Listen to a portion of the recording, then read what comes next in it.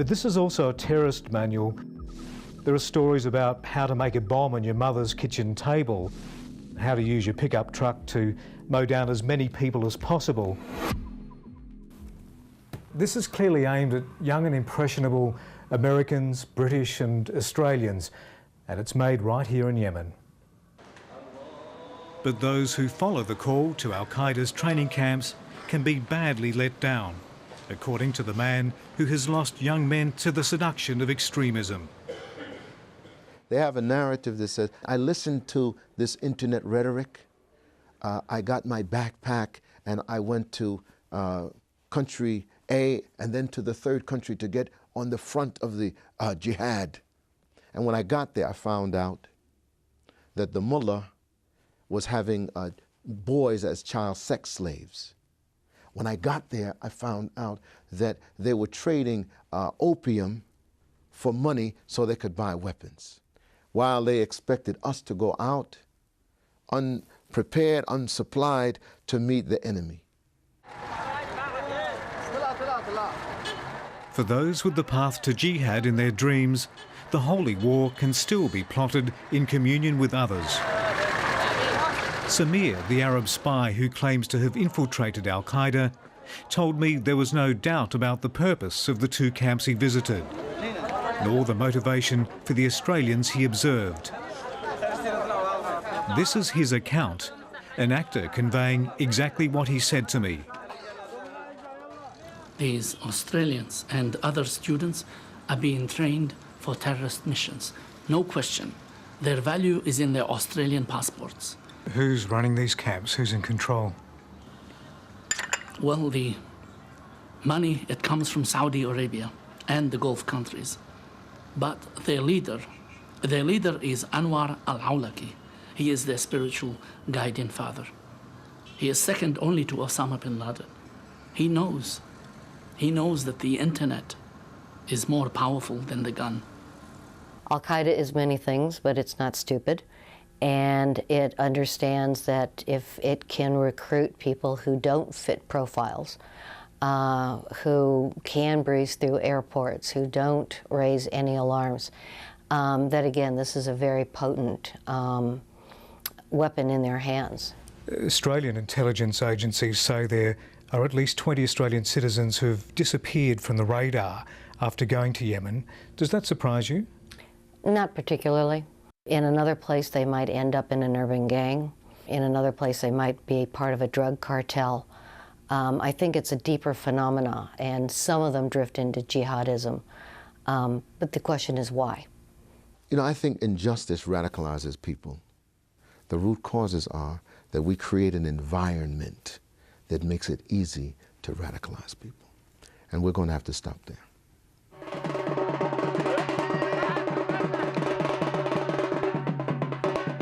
A nation running out of water and running out of oil can barely look after itself, let alone fight wars from within.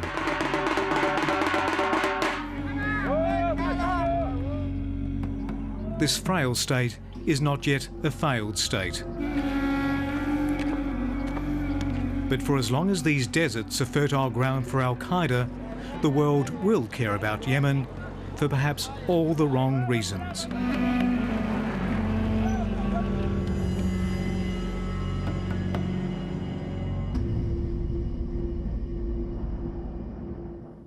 As we've been recording this programme, anti-government protests have again flared up in Yemen, with thousands of marchers demonstrating across the country.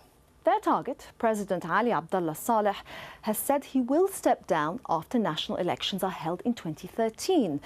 But he has rejected protesters' demands that he leave office now. Such is the pace of events in the region that by our next episode, that state of affairs may have changed.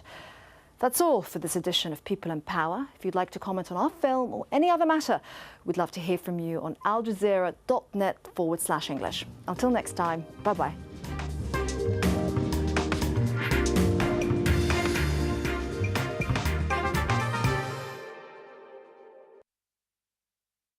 Business Latest is brought to you by Qatar Tourism Authority.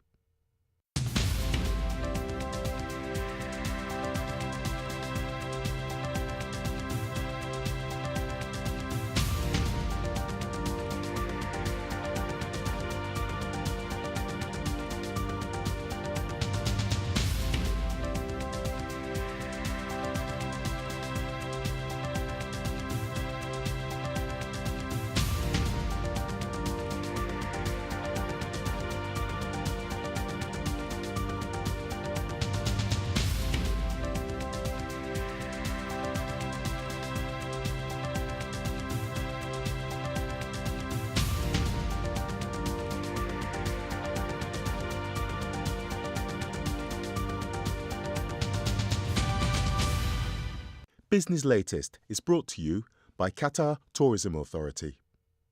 All the news, all the time. AlJazeera.net/English. To invest in a country with the largest youth population as compared to the EU countries, please push the button. For more power to your global business, invest in Turkey.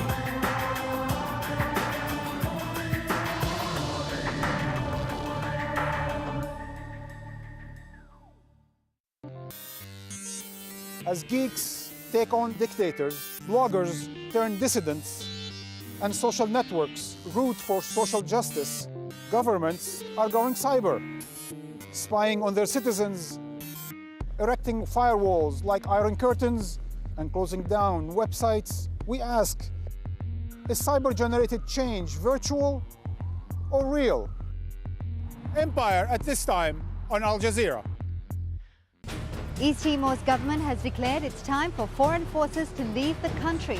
But with a frail infrastructure, is this nation prepared to face a future without international support? 101 East at this time on Al Jazeera. From local traders to international finance, it's commerce that makes the world go round. For global companies and developing markets, communication is the currency, and information is the most valuable commodity. Counting the cost at this time on Al Jazeera.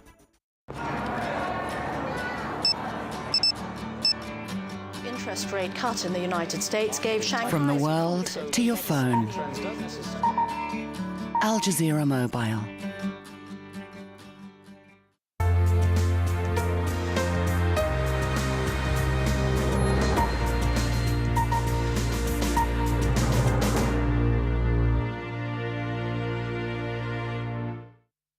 This is Al Jazeera.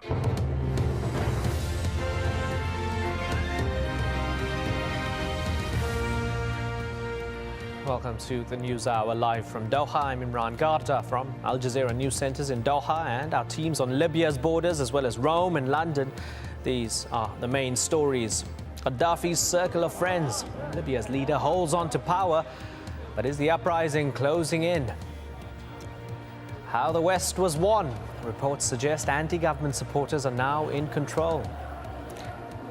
But as attacks on protesters in Libya continue, thousands of people are fleeing the country.